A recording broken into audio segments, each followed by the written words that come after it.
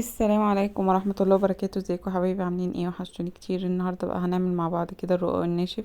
هنعمله بقى على طريقة امهاتنا واجدادنا كده، بطريقة سهلة وبسيطة جدا. لو اول مرة تعمليه هيطلع ناجح معاكي من اول مرة بجد. الطريقة بتاعته تحفة جدا وسهلة وبسيط جدا، ما بياخدش معانا اي وقت، والنتيجة بتاعته بتطلع تحفة بجد. هنسمي كده الله ونصلي على الرسول وندخل في الوصفة بتاعتنا. اول حاجة كده بجيب بصلتين بقطعهم مكعبات صغير بالشكل ده، وبحط عليهم معلقة سمنة كبيرة ومعلقة كده من الزيت، وبشوحهم مع بعض. يعني بخلي البصلاية معايا تدبل، مش بحمرها ولا اي حاجة. وبعد كده هنزل باللحمة معايا. اللحمة طبعا على حسب الكمية. يعني الصينية دي خدت معايا 400 جرام كده من اللحمة.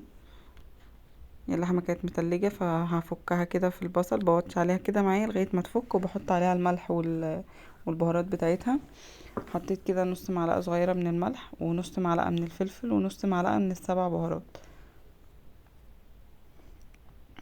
ما بزودش بهارات اكتر من كده. وكده معايا اللحمة فكت، نزلت بقى معايا بطماطمية كده صغيرة متقطعة مكعبات، وقرن فلفل حامي بقى وبارد على حسب ما انت عايزاه. هديهم بقى تقليبة كده، وههدي عليهم النار، هسيبهم على نار هادية كده لمدة دقيقتين. وبعد كده هطفي عليهم واحطهم على جنب.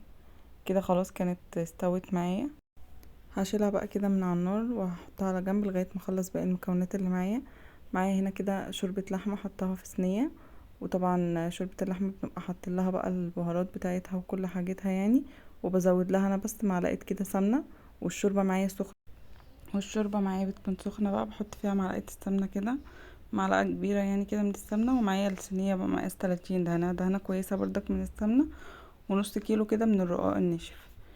الرقاق بقى يعني عشان هو مش مدور زي الصينية، فانا بكسره وبعمله بقى على مقاس الصينية يعني. فعادي مش بيبان بعد كده في الاخر ولا اي حاجة، يعني بيبان ان هو حتة واحدة، مش بيبان ان هو متكسر ولا اي حاجة. بسقيه كده في الشوربة، بشربه منها يعني، مش بخليه ان هو يطرى ولا اي حاجة. يا دوبك ان انا بسقيه وبطلعه في ساعتها بالشكل ده كده.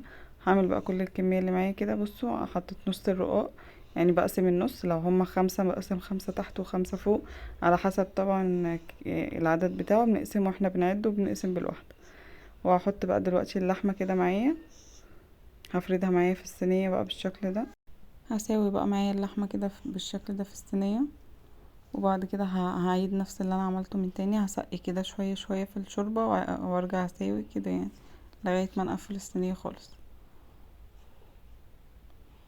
مم، بنساوي كده اللحمة. اهم حاجة تبقى كده الصينية كلها مليانة معانا في اللحمة.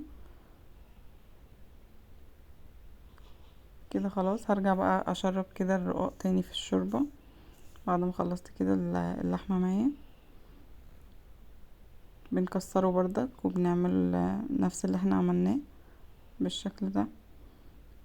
مش بيبان بقى معانا في الاخر خالص ان هو متكسر، يعني شفته في الاخر ان مش باين خالص ان هو ولا كان متكسر ولا اي حاجة. هنا كده كنت خلصت هبتدي بقى ان انا اقطعه كده. بقطعه كده معايا قبل ما بيدخل الفرن، عشان طبعا لما يدخل الفرن هيبقى ناشف معاكي، مش هتعرفي بقى ان انتي تقطعيه اول ما يطلع ولا كده. فبقطعه قبل ما يخش الفرن معايا بالشكل ده. بقطعه سمبوكسات كده، بقطعه الاول 4 ارباع، وبعد كده باخد كل ربع اقطعه على 2 بالشكل ده كده. وهجيب بقى معلقة سمنة كده، يعني معلقة سمنة تكون مليانة كده، احطها على الوش. وبالفرشة اللي احنا بندهن بيها الصينية او كده، هدهن بيها السمنة على الوش بتاع الصينية كله عشان تاخد لون موحد معايا بالشكل ده كده. ادخلها بقى في الفرن في الاوسط على درجة حرارة 180. اول كده ما بتاخد لون معانا من تحت، لو ما خدتش لون كلها مرة واحدة بنولع لها الشواية لمدة دقيقة كده. واول ما بتطلع من الفرن بنغطيها كده بالفوطة عشان ترد الحرارة بتاعتها وتطرى معاكي متبقاش ناشفة. هنبتدي بقى ان احنا نقص كده، بتبقى سهلة معانا ان احنا بنقص على التحديدة اللي احنا كنا مقطعينها بالشكل ده. وبيتقطع معانا بكل سهولة يعني، ولا بيبقى ناشف وما بيدوخناش ولا اي حاجة. وقدمته كده بالشكل ده وطلع بجد تحفة بجد. جربوا الوصفة هتعجبكم جدا. وبكده يكون الفيديو بتاعي خلاص. يا رب الوصفة تكون عجبتكم. لو عجبتكم متنسوش لايك وشير وكومنت حلو، وتفعلوا الجرس عشان يوصل كل جديد. والسلام عليكم ورحمة الله.